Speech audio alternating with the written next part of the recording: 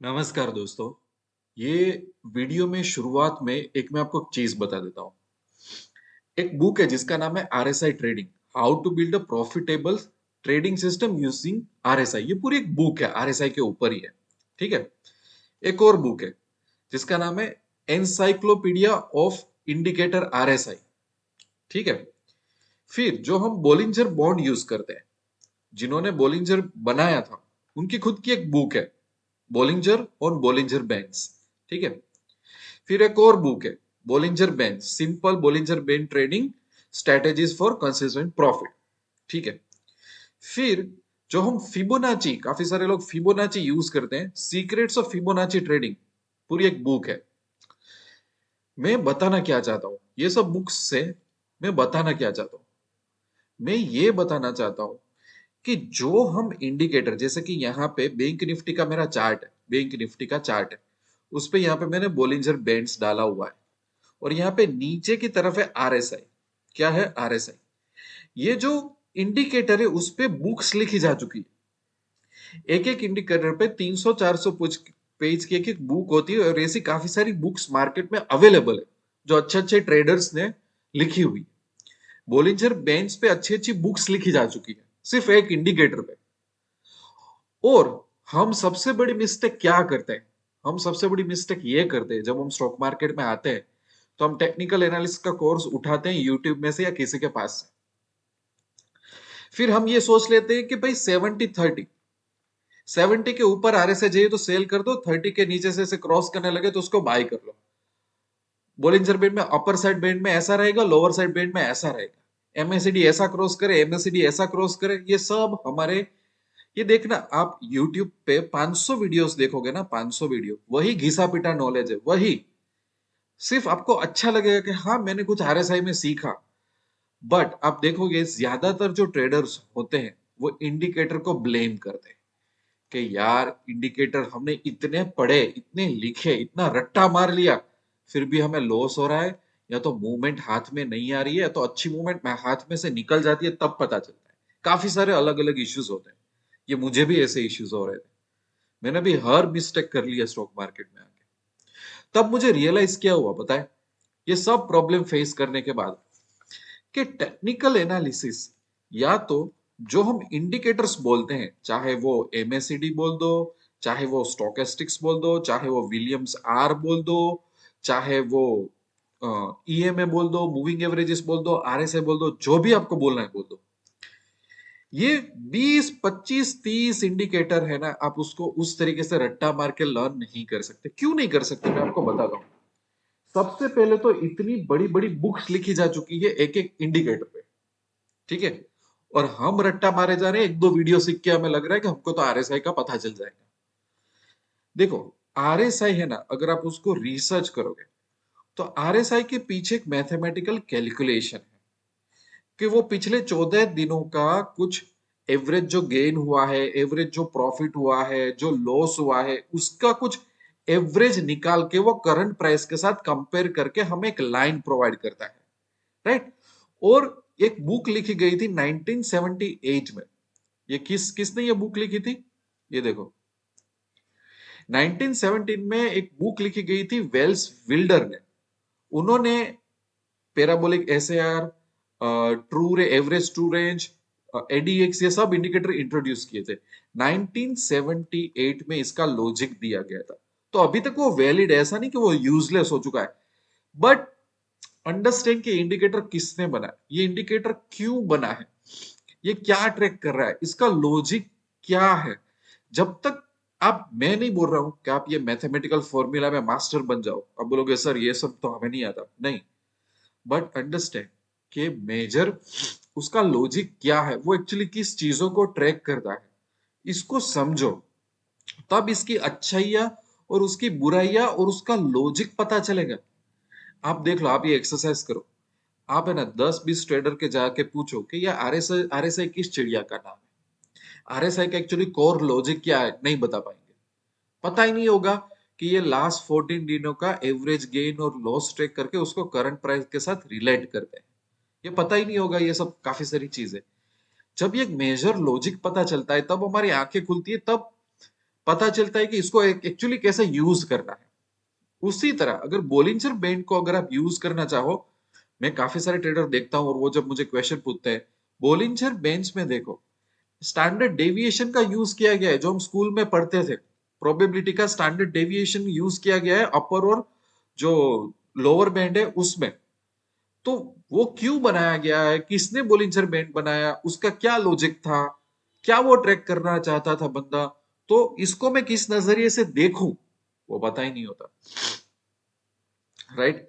So problem क्या होता है, मैं क्या कहना चाहता हूं यहाँ पे, कि कोई भी एक इंडिकेटर होता है ना, चाहे आप आरएसआई ले लो, चाहे आप बोलिंजर बैंड्स ले लो, चाहे आप एमएसीडी ले लो, चाहे फिबोनाची ले लो, फिबोनाची रिट्रेसमेंट ले लो, ये एक इंडिकेटर को समझने के बाद, इसमें प्रैक्टिस करने के बाद, इस पे जो एक्सपर्टाइज आती है ना, it requires more than 6 months.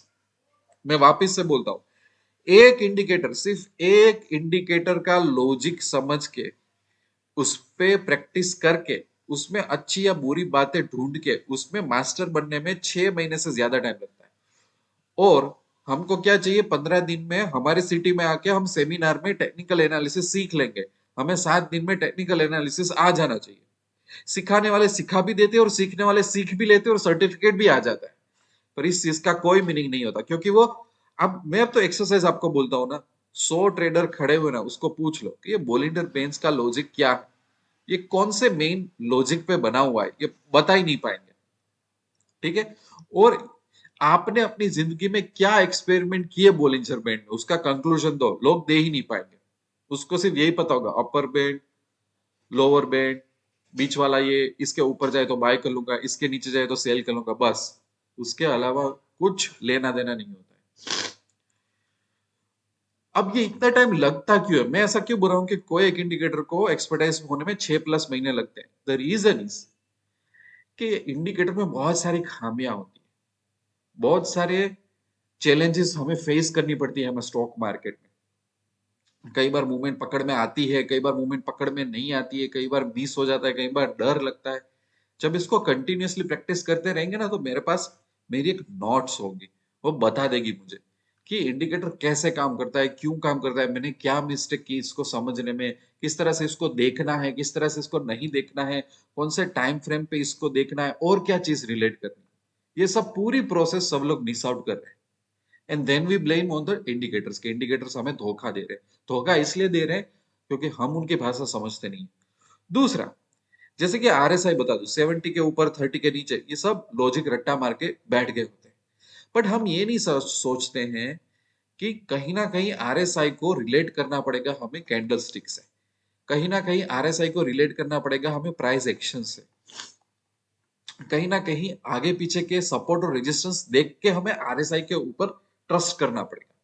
So RSI is just 20% role. ये कार का इंडिकेटर होता है ना ऐसा, कि उसका सिर्फ 20% रोल है और ज्यादा उसका कुछ रोल नहीं है, जो हमें इंडिकेट करेगा, हमें गाइड करेगा चीजों के लिए। तो हम क्या करते हैं, एक तो जैसे कि आरएसआई या तो कोई भी इंडिकेटर में मास्टरी में 6 महीने डालते नहीं है। दूसरा, उसको ना तो कैंडलस्टिक से रिलेट करते हैं, ना तो प्राइस एक्शन के रिलेट करते हैं, ना तो आगे पीछे के हम सपोर्ट देखते हैं। हमें ऐसा लगता है हमें एक दो चीज बता दो बस हमारा काम खत्म हो गया, पर हम पूरी गेम को एज अ 360 डिग्री नहीं देख पाते। समझ आ रहा है। अब हमें करना क्या चाहिए, करना ये चाहिए कि आपकी मनपसंद के आप एक, दो या तीन इंडिकेटर्स को पकड़ो, जो आपको पसंद हो, कुछ मन से उसमें लगाओ हो, और उसमें 6-8 महीने से ज्यादा का टाइम देने का कमिटमेंट करो, कि इसको अलग अलग मार्केट सिचुएशन में, अलग अलग दिनों में, अलग अलग टाइम फ्रेम में, अलग अलग चैलेंजेस में मैं इसमें से कंक्लूजन निकालने की ट्राई करूंगा, कि भाई ये इंडिकेटर कितनी मेरी हेल्प कर सकता है, इसकी क्या अच्छाइयां है, क्या बुराइयां है। तब जाके आप कोई चीज में आप मास्टर बनोगे। और हाँ, मार्केट में तो 25 से 30 इंडिकेटर है, ऐसा मत करो, सिर्फ 2-3 इंडिकेटर पकड़ लो, इनफ है।